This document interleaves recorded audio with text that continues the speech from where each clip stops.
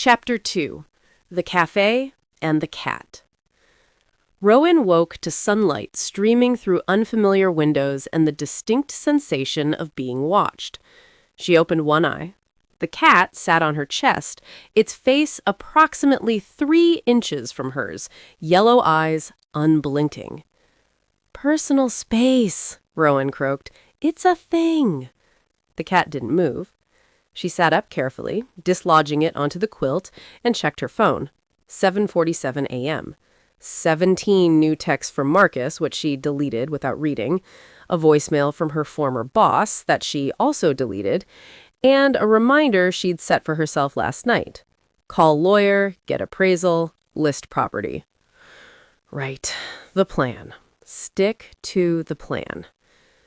The apartment looked less mysterious in daylight and more like what it was, a cramped studio where an old woman had lived alone for decades.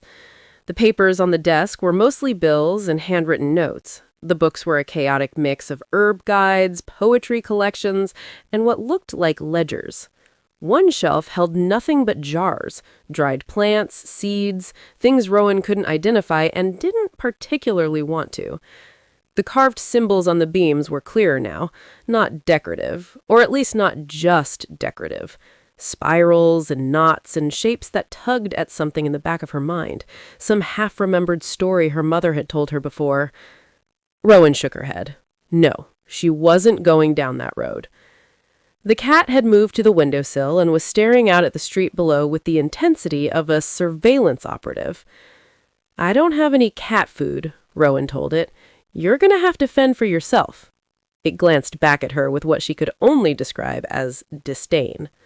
"Don't look at me like that. I didn't ask you to move in." The cat returned its attention to the window. Fine. She'd grab breakfast somewhere in town, check out the cafe properly, and make some calls. By tonight, she'd have a clear timeline for getting out of here. Rowan pulled on yesterday's jeans and a clean shirt from her duffel bag, ran her fingers through her hair in lieu of actually styling it, and headed downstairs. The cafe looked even more overwhelming in morning light. Every detail she'd missed last night now demanded attention. The water stains on the ceiling, the crack in one of the front windows, the espresso machine's copper pipes that could probably use a deep clean, assuming the thing even still worked. She approached the machine cautiously, half expecting another vision. Nothing happened. It was just equipment, cold and silent. "See? Totally normal," she muttered. Behind her, the front door's bell chimed. Rowan spun around, heart jumping, but it was just someone passing by outside. The bell was a small brass thing hanging from the doorframe, catching the breeze through a gap in the weather stripping. She needed coffee. Real coffee, from a functioning establishment run by people who knew what they were doing. Rowan locked up and stepped out onto Harborview Lane. The morning fog was already burning off, revealing a sky so blue it looked photoshopped.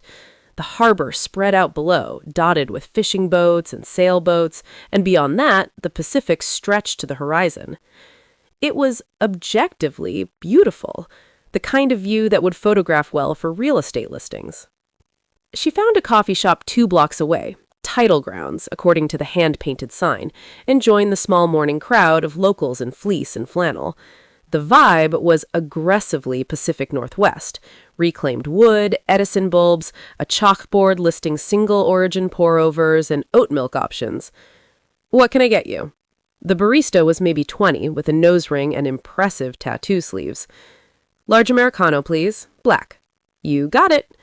The barista started working, then glanced up. "Hey, you're new in town, right?" So much for small-town anonymity. "Just passing through, settling some family business." Cool. We don't get many." The barista stopped mid-sentence, eyes widening. "Oh my God, are you Iris Hart's granddaughter?" Rowan's stomach sank. "How did you—" "You look just like her. Same eyes, same—" The barista gestured vaguely at Rowan's face. "Everyone's been wondering what would happen to Moonrise. That place has been closed for like 6 weeks, and people are losing it. Best coffee in town, hands down." A woman waiting for her drink turned around. She was maybe 60, with steel gray hair and a long braid, and the weathered face that came from decades of sun and sea air. "You're opening it back up, aren't you?" "I'm not. I don't really." "Because if you're selling," the woman continued, with a meaningful look that Rowan couldn't quite parse, "you should know that Harold Chen from the Planning Commission has been sniffing around. He's got buyers lined up who want to turn the whole waterfront into condos. Your grandmother fought him on that for years." The barista handed over Rowan's Americano. "My girlfriend's been in mourning since Moonrise closed.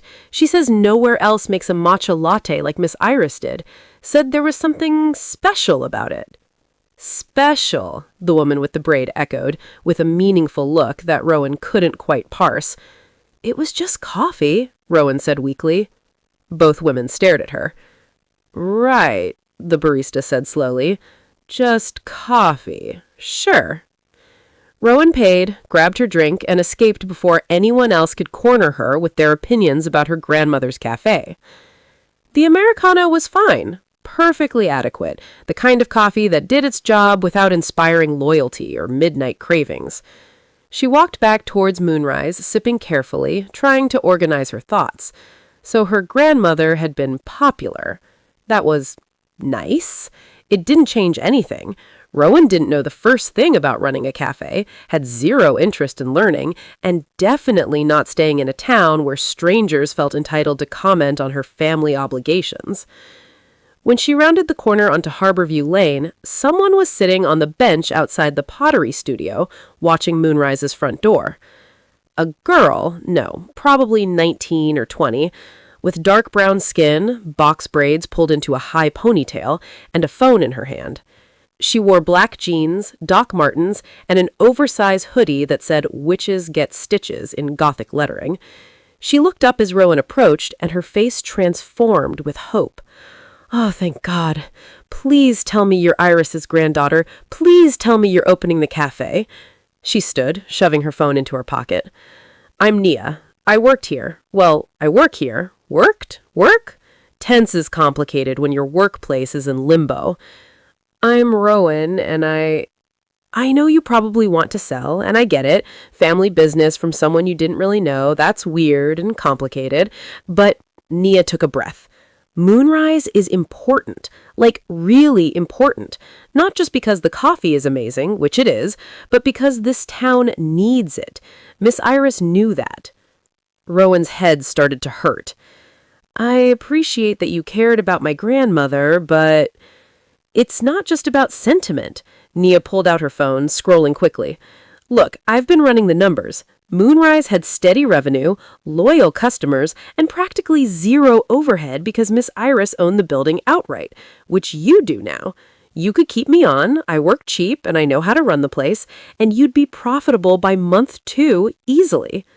"You made a spreadsheet." "I made 3 spreadsheets. Want to see the 5-year projections?" Despite herself, Rowan was impressed. "How old are you?" 20. I'm taking a gap year before college. Or maybe not going to college. Still deciding. Miss Iris gave me this job when I really needed it. She didn't ask questions, didn't make me explain why I couldn't work at the Rusty Anchor or any of the other tourist places. She just saw me, you know? Rowan did know it, actually. That uncomfortable recognition of kindness she herself had never bothered to show. "I'm not planning to stay," Rowan said, but the words came out softer than she had intended. "Right. Yeah, of course." Nia shoved her hands in her hoodie pocket. "Well, if you need help inventorying or cleaning up or whatever before you list it, I'm around. I've got keys, but I haven't wanted to go in alone since..." She trailed off. It feels wrong without Miss Iris. Something in Rowan's chest twisted. She took a sip of her mediocre Americano to avoid responding. "Here." Nia pulled out a Sharpie and grabbed Rowan's cup, scribbling a number on it. "That's my cell. Text me if you want help, or if you change your mind, or if you just want someone to show you around town." "Thanks," Rowan managed. Nia nodded and headed down the street, Doc Martens thudding against the pavement. She looked back once, waved, and disappeared around the corner. Rowan was standing alone on the empty street, holding her cooling coffee and feeling like the villain in a story she hadn't agreed to be a part of. Her phone buzzed.